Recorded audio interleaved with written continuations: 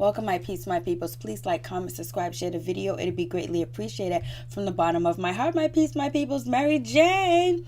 So anyways, let's talk about Love and Hip Hop Miami.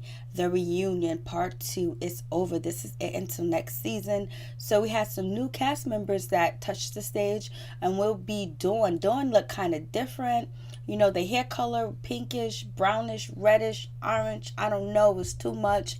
But her makeup was elegant. Her outfit was like she was going shopping. Basically, she was about to go buy some bags. But her shoes, her bottoms was on point. She did look nice. Her outfit did coordinate with her hair, but it was just a little bit different. It was a little hunched up as well. I guess it's the furniture. The furniture on the set was just terrible. So anyways, moving on from her makeup was lit though. And then we get another edition, which is, you know, Kiera. Kiera touches the stage. Didn't see Kiera, whatever. I'm not going to say anything ill about Kiera or talk about her dressing, because to me, she's like one of the realest people on this show. Basically, you know, she's been shot. You know, she's dealing with a boyfriend that's back and forth on drugs. Right now, he's supposed to be clean. And, you know, the scene with her in Miami Tip probably wasn't really real. It was just really something to add to, you know, Kiera's storyline, because she's not from Miami. You know, this is the first time on TV. People don't know her, number one. And then on top of that, like, they didn't touch deep into where she comes from and what kind of struggle she comes from. Her being shot and dealing with gunplay. You know, she comes from a struggle that, you know, was probably real serious and really deep, and a struggle that a lot of people do come from. So I'm just proud that she's on this show, and she's trying her best to do what she can to make it, to succeed in life as well. So kudos to Kiera, you know, just for, you know, going through what she's going through and still striving to make it. And so, you know, Gunplay did look good. You could tell he did take his B12 shots. He did get, you know, facials and all types of stuff like that, because he did look good. He looked a lot healthier. And then we get Jojo's dad. Basically, he looked good in his all black. He looked like money. He looked expensive. He looked like he's in the mafia. He looks like in the Mexican mafia, Italian mafia, or funeral as well. But he looked good. A little tight gold chain, hair showing. You know, you could tell he had 1,000 facials. So basically, so that's it with that situation. So moving on from that, we are going to talk about, let me see if I need to, I'm just going to leave it alone, whatever, because I don't think I touched it. So anyway, so we move on to Young Hollywood, talking about Amada. So basically, it's an embarrassing situation for Young Hollywood, because it makes him look bad. It makes him look ignorant. It makes him look like somebody that you wouldn't want to work with. It makes him look like somebody that you wouldn't want to do music with. You wouldn't want to have to mix your music or play songs for you, do things like that, because he basically either, you know, production or himself and his behavior, he didn't know how he was going to come out and look, and he really looked like he's very ignorant, and it looks like he hasn't learned anything. Like, he doesn't even understand like certain things with colorism and stuff like that. But he didn't want the situation to go that route as colorism, talking about colorism and stuff like that. Basically, it was just supposed to be a beef between him and Amada, and then he goes and she talks about colorism and all this other stuff, adding too much to the situation. Basically what he was trying to say, and he was like, you know, how does your hair grow? You know, doesn't it grow curly? Is that afro? Basically kind of throwing shots in the way as well, but also showing that he really doesn't understand what he's talking about. Or, you know, they put him in an ill-fitting situation where it's just embarrassing for him and it's embarrassing for his parents. So, but I believe I heard, you know, Young Hollywood say that his mother was white and his father was black. So you would think his father would have taught him something about his history, or is his father just, you know, clueless as well? I don't know. Like, so if he comes from his father's side, he got to have aunts, he got to have grandmothers, he got to have, you know, great aunts, cousins, whatever, that are, you know, African American or black or whatever, indigenous people, that basically he can get some history from. But he did say something that was real, that if you wanted to be technical and go really deep, basically everybody is descended from, you know, African Americans, you know, indigenous people, because it's history. So the oldest carcass, the oldest, you know, bones that they found was of a black woman. and they believe that to be the first lady. So anyways, the first lady that they can find that goes all the way back or whatever. So he was onto something with that.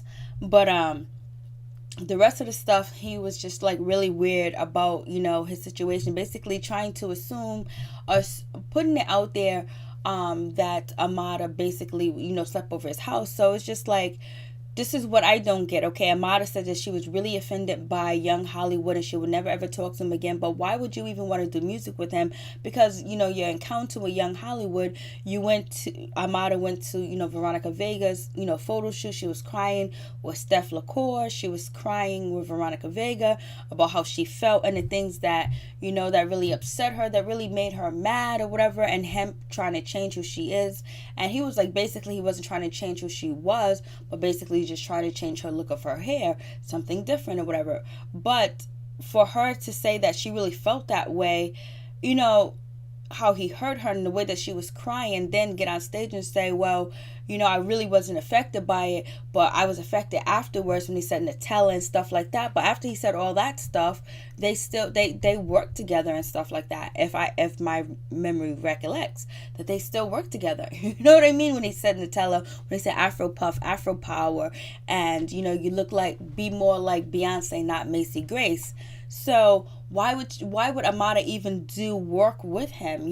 First, before Amada should have did any work with him was, to me, in my opinion, was to bring Young Hollywood and Veronica Vega together and Steph LaCour and hash it out and have a conversation and talk and clear the air. And then, Veronica Vega says that she's going to work with Young Hollywood. Then Amada's going to work with Young Hollywood, or Steph LaCour is going to work with Young Hollywood. But basically, it seems like it didn't have to go the route that it went, because I don't think that Young Hollywood is actually racist or or anything like that. I just think that he's very ignorant, and he's on a TV show, and the more sometimes either people love you or they hate you. You're on the show longer. Just like if you go to Game of Thrones, everybody hated Joffrey. People hated Joffrey so much, but that kept him on the show for a long time. His character built up or whatever. So with that situation, and then, come to find out that, just Amada was working with, Young Hollywood. He was like, yo, how can you really hate me or you really can't stand me? When you was at my studio, you slept at my house or whatever, everything was all good and we was working together. And it was like, even, Amada, she dissed Veronica Vega.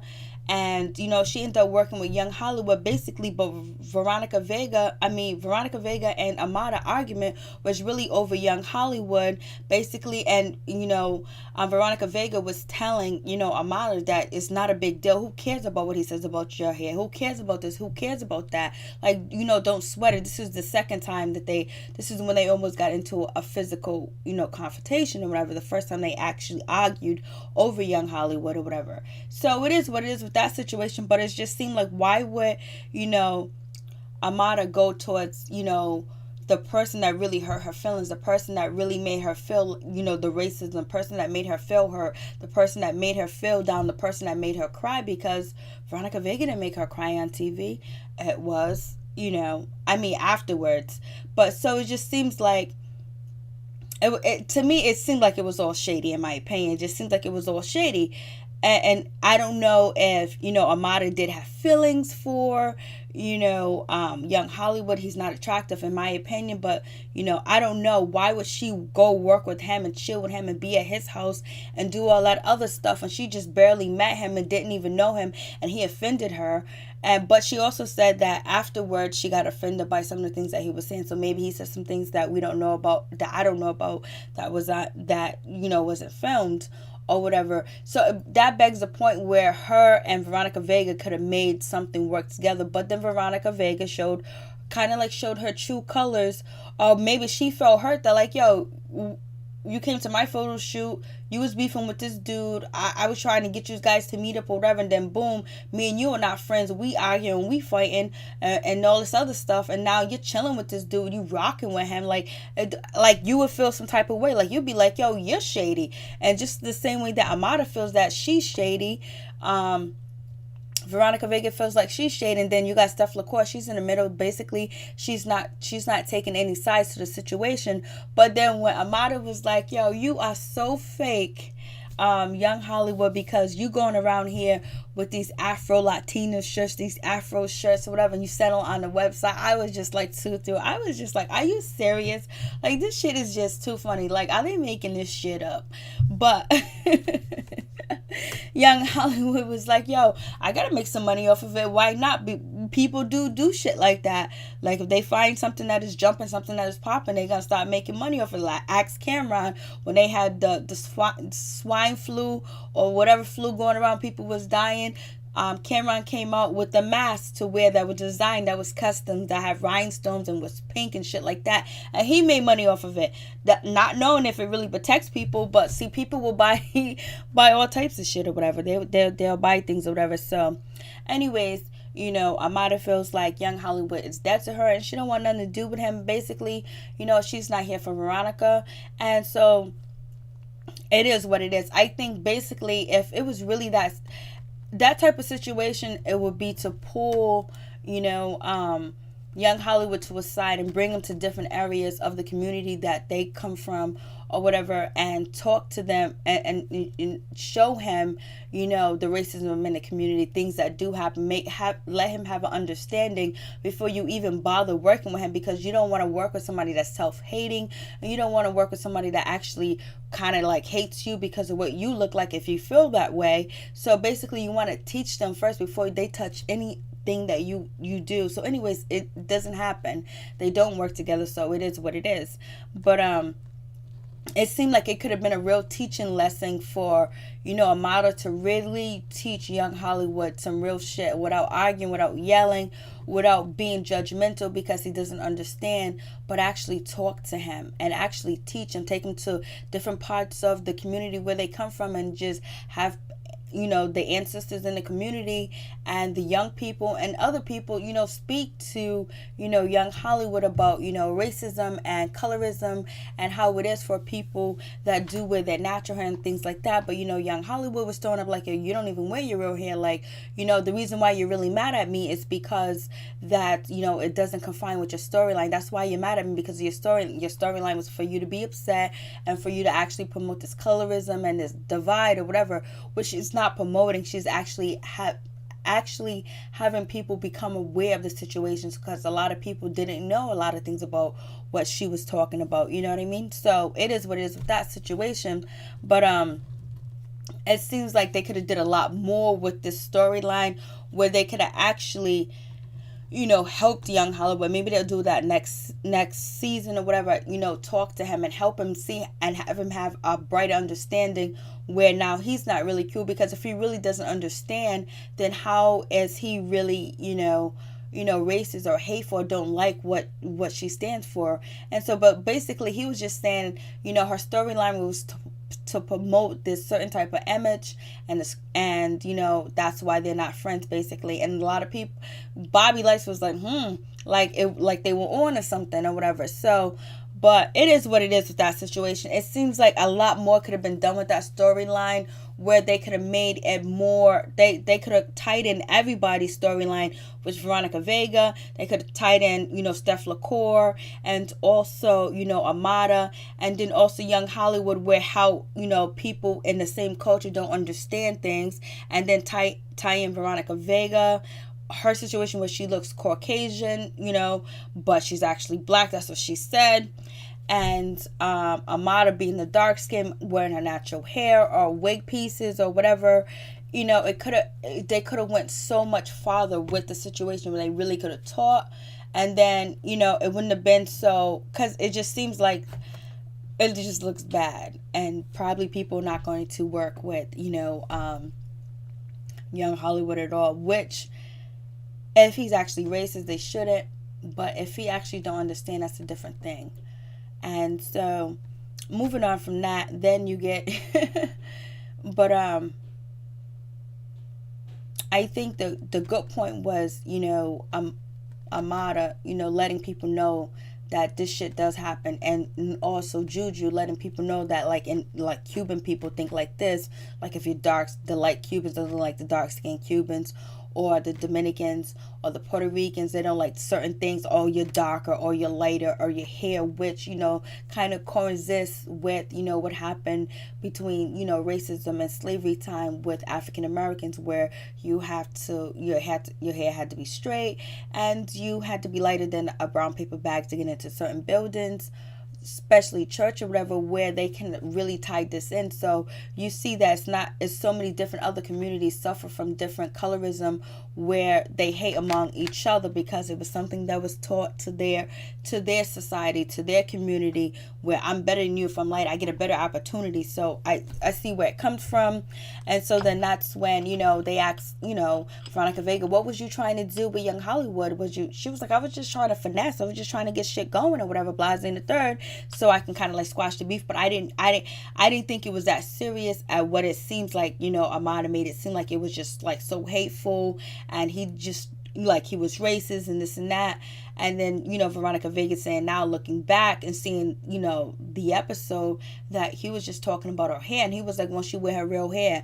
And she was like, no, it's not about hair. It's not about this. It's not about that. If I want to wear wig pieces or I want to wear pieces in my head, I can wear pieces in my head. So basically, it goes back and forth where they're actually calling Amala out, saying that this is a storyline, that she's fake, that she's not real. This is an image that she's trying to sell to the young girls and to young people, and trying to actually like cross over, because they was like actually talking about this and the season finale. And Amada was like, yo, I'm just trying to teach people what's going on, what's out here in these streets. Like, this happens in our community, and I'm trying to bring power to that. Even though if I do wear wig pieces, if I do wear different pieces in my head, I'm still who I am. It's not even about my hair, it's my skin color, because that's what they see, And so then Juju, she jumps in and she says her thing about the situation. Then Young Hollywood couldn't take it anymore, so he just gets up, because he actually kind of like looks bad, because he really can't really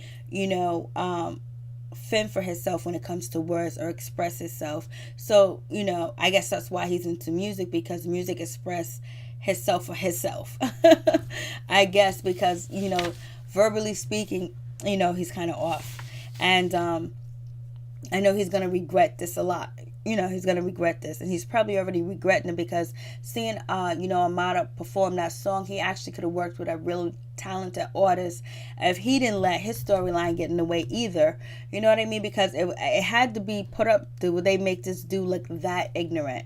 It's not even right how ignorant they made him look, or if he's really that ignorant that he didn't even know he was being made to look ignorant and not cool. Which Prince addressed that in the interview with Hollywood Unlocked, that it's just he doesn't know how to express itself. So anyways, that's when Jojo jumps in. Jojo was like, yeah, you fake bitches, Veronica's a fake bitch, Veronica's fake this. And she was like, oh, and then Veronica Vega was like, oh, you just don't, you think you're above anybody, you think you're above everybody, because if you're not a millionaire, you think you're above people or whatever because you're a millionaire. She was like, I'm above you, I know that. I was like, damn. She was like, yes, I'm above you, I'm better than you, and all this other stuff. I was just like, damn, you walked into that, Veronica Vega. And so basically, Jojo was just like, I just wanted to let Amada know that she had fake people around her. She had people that didn't have her back. And then they go back to the scene, and once again, Young Hollywood, Veronica Vega, and Steph LaCour would not, what they showed us, what they showed on the episode, they were not talking bad about Amada. They was talking about how they was going to fix the problem and how the situation arose and all this other stuff. Basically, it was talking about how she feels. They wasn't saying that she was a bad person, she's this, she's that, she's shiesty, she's shady or whatever.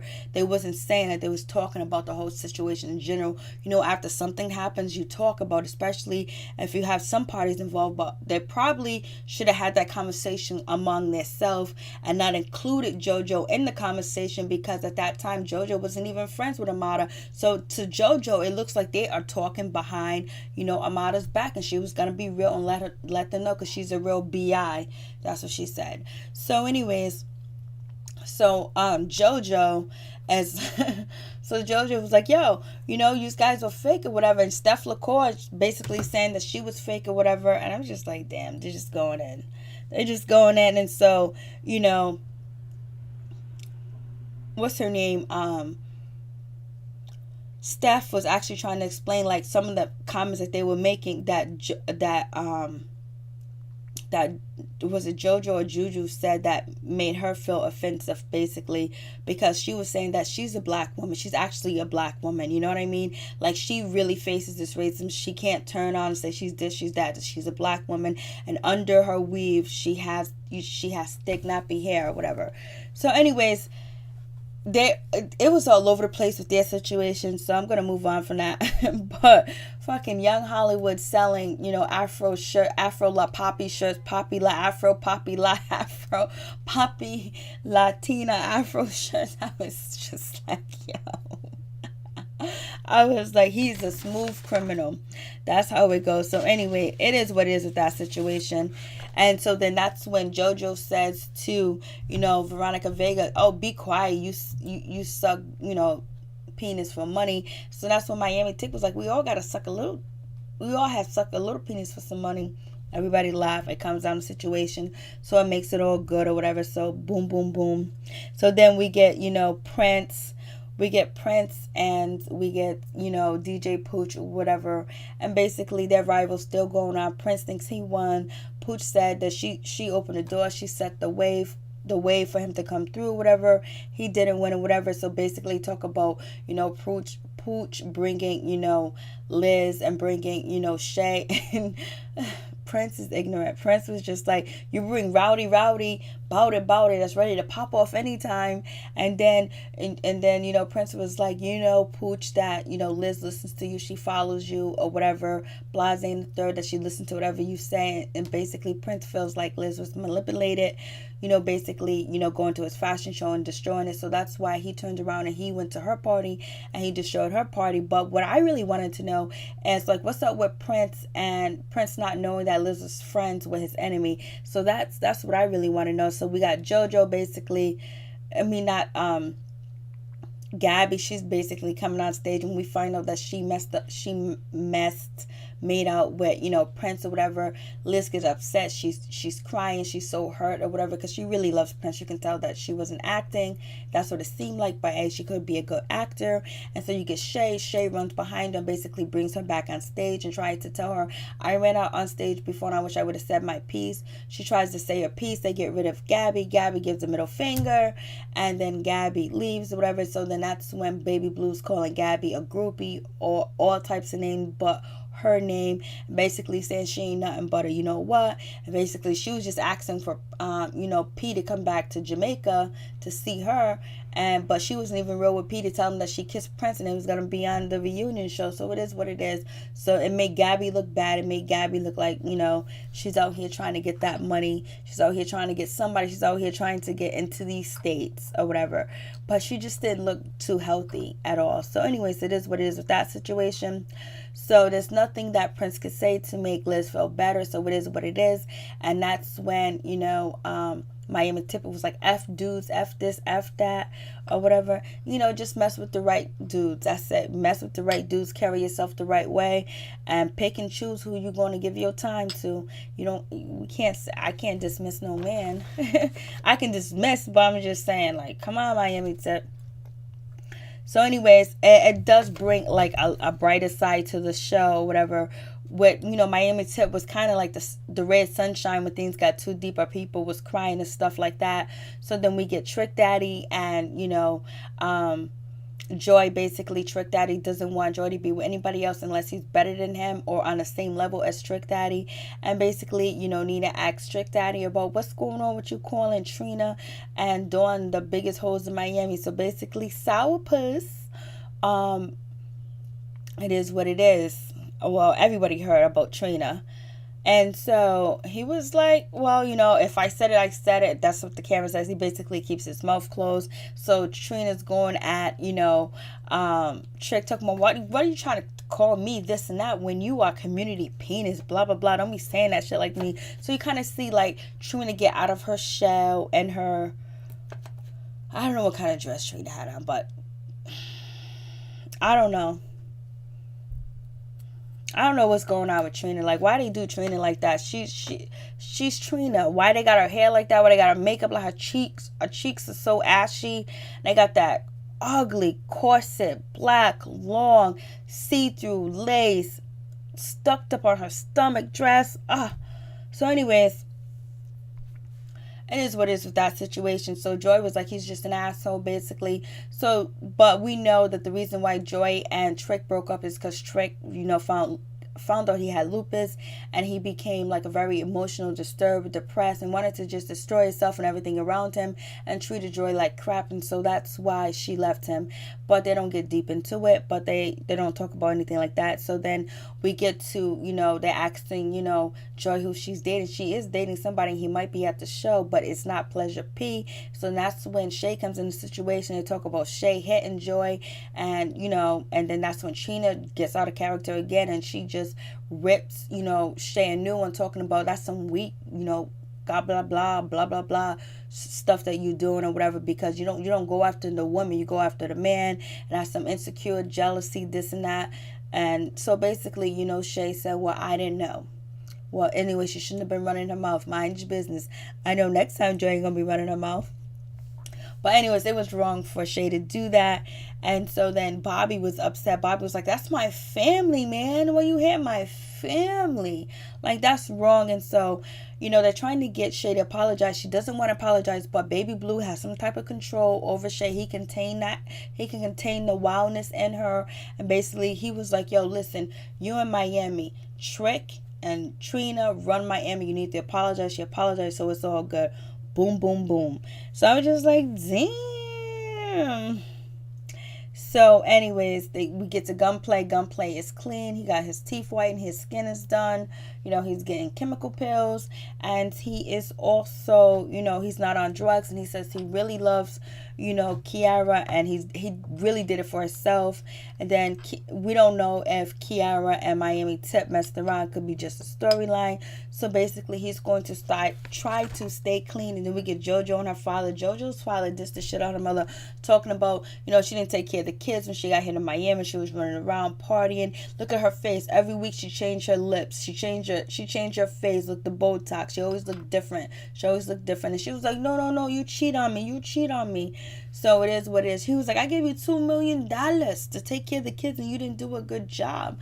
And so Jojo was like, I was hurt when my store closed down. The father was like, if a business don't turn over money in 3 months, that means it's a no-go. So it's not an investment no more. It is a toilet.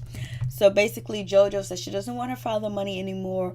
What she's going to do is do her own thing and just have a relationship with her father. Her father was funny. Her father has been very funny. He was like, look at her chip. I pay for her boobies. I'm like, oh, goodness. So anyway, this is it.